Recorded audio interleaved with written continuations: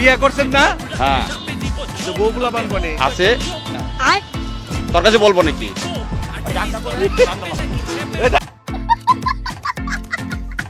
এমনিতেই 42°C রোদের তাপ, এর মাঝখানে উল্টাপাল্টা প্রশ্ন, বন্ধু তো পুরাই খেপে গেছে।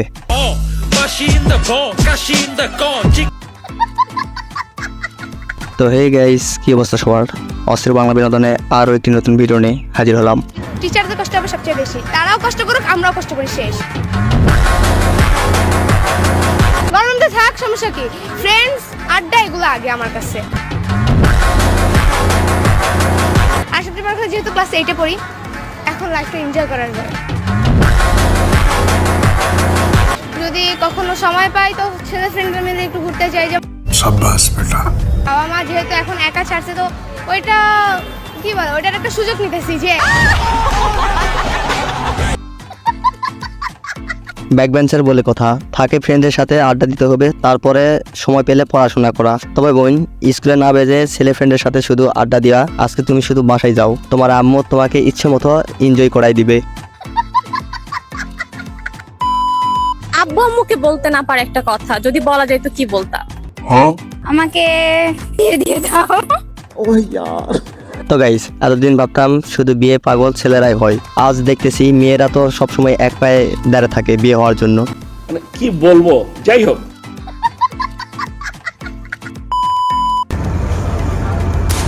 সেলফি তুলতে চাওয়ায় জায়েদ খানের সোনার রোলেক্স ফোন পানিতে ফেলে দেয় সাকিবুল হাসান। কিন্তু কেন? কারণটি হচ্ছে জায়েদ খানের মোবাইলটি ছিল সোনার না, সেটা ছিল সিলভারের, তার উপরে গোল্ডেন কালারের রং করা। আচ্ছা, তাই মোবাইলটি পানিতে ফেলছে। আর জায়েদ খান, তোমার কাছ থেকে এটা আশা করিনি আমরা। অনেক গরম আপা। আচ্ছা 3 4 আপা, এটাও কি আয়রন করতে হইবে? তো গাইস, একটা জিনিস আমি ভেবে পাই না, সব কাপড়ই তো আয়রন করতে হয়, কিন্তু ওইটা আয়রন করতে হয় না কেন? কেউ যদি জেনে থাকেন অবশ্যই কমেন্ট বক্সে জানাবেন। আমি বলুম না, আমার শরম করে।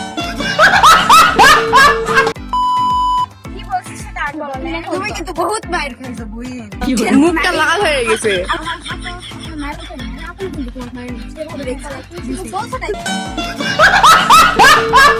তো গাইস, এই মেয়ে রংবাজের কাছ থেকে সবাই দূরে থাকবেন, কারণ এরা যদি মারতে শুরু করে তাহলে চোখ মুখ লাল করে দিবে। আর সেও বলতেছে যে আমি কিন্তু সেইভাবে মারিনি, আর সে যদি মারতে শুরু করে তাহলে দু হাত উড়ে যায়, পড়ে যাবে। আমি তোমার নামে একটা বিজ্ঞাপন দিব, আর সবাইকে বলবো যে ওর দিকে কেউ নজর দিবা না। বলেন কি? কারণ ও একান্তই আমার। তো গাইস, এত ভালোবাসা কেন?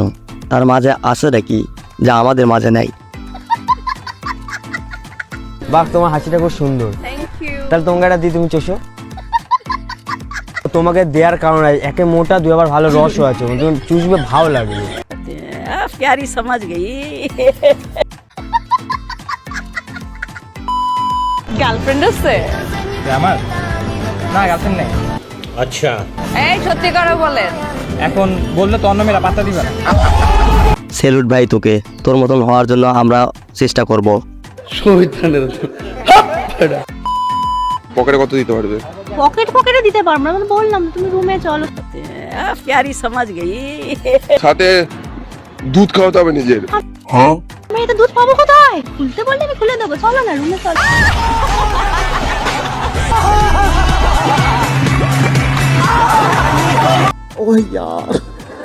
গাইস, এটা দেখার পর ভাবছি যে এবার টিকিট মাস্টারের পরীক্ষাটা দিয়েই দেই।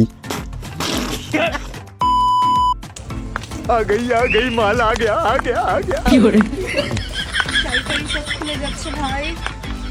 তো বোন, এইভাবে হাঁটলে তো তোর শুধু শাড়ি না, সব খুলে যাবে, আর আমরা তো আছি পাশে শীষ মারার জন্য।